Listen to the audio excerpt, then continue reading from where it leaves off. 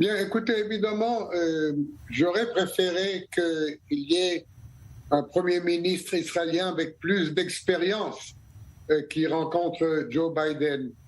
Mais il faut aussi prendre en considération que Joe Biden lui-même est fragilisé politiquement aux États-Unis. Son taux de popularité est au plus bas aujourd'hui. Il est aux environs de 36%, ce qui est très bas pour un homme politique américain, spécialement avant les élections pour le Congrès de novembre. Et c'est un Joe Biden qui a besoin aujourd'hui de l'aide et d'Israël et de l'Arabie saoudite. Ce n'est pas seulement ici ces deux pays importants du Moyen-Orient qui ont besoin de l'Amérique, mais c'est l'Amérique qui a besoin d'eux. Est-ce que Avi Pazner, finalement, cette phrase très souvent citée par les commentateurs israéliens, pour aller à Riyad, il faut passer par Jérusalem? Eh bien, ça doit être le cas aujourd'hui, mais ça, Mathias, c'est spécialement à cause de la campagne que Joe Biden a menée contre Mohammed Ben Salman lors de la campagne électorale américaine il y a de cela 2 ans.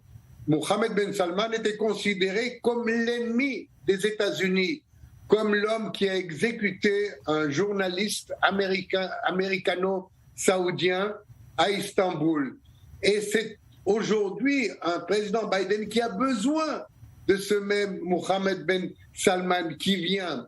Et évidemment, aux yeux de beaucoup de membres du Parti démocrate américain, c'est mal vu. Et c'est pour ça que je dirais que la visite en Israël est aussi une sorte d'alibi, une sorte de préparation pour la visite en Arabie Saoudite. On a vraiment l'impression à vous entendre, et c'est vraiment ce qui ressort effectivement de beaucoup de commentateurs également israéliens, c'est de dire que finalement Joe Biden avait presque été contraint de passer par la case Israël pour aller en Arabie Saoudite.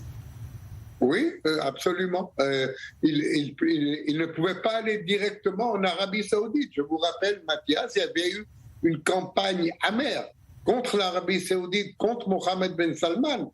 Et aujourd'hui, il faut expliquer que vous avez besoin de vos alliés au Moyen-Orient. Rappelez-vous, Mathias, qu'il y a quelques mois, nous parlions, vous et moi, on parlait du fait que l'Amérique n'était plus présente au Moyen-Orient. Donc il y a maintenant un retour américain au Moyen-Orient par l'entremise de l'Arabie Saoudite et surtout par l'entremise d'Israël. Et c'est pour ça que Joe Biden considère sa visite en Israël comme étant tellement importante.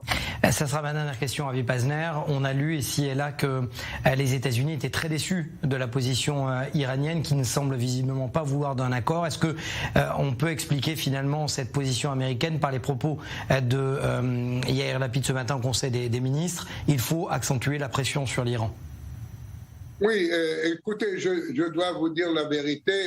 Je ne suis pas optimiste sur cet accord, sur ces négociations avec l'Iran. Premièrement, parce qu'on négocie un mauvais accord. Et deuxièmement, parce que l'Iran n'a pas envie du tout de négocier. Donc, je crois qu'il faut voir au-delà des négociations. Il faut que Yair Lapid et Joe Biden s'entretiennent. Qu'est-ce qu'il se passe s'il n'y a pas de reprise des négociations? Ou s'il y a une reprise des négociations et elles échouent? Qu'est-ce que l'on fait alors contre l'Iran? C'est ça la grande question. Est-ce que Israël conserve sa liberté d'action? Est-ce que les Américains peuvent aider Israël militairement dans un sens vraiment qu'ils n'ont pas encore fait jusqu'à maintenant? Et vous qui vous connaissez bien dans les affaires de défense, vous comprenez qu'Israël a besoin d'encore plus de moyens si on veut vraiment considérer avec crédibilité une action israélienne contre l'Iran au cas où il n'y a pas d'accord nucléaire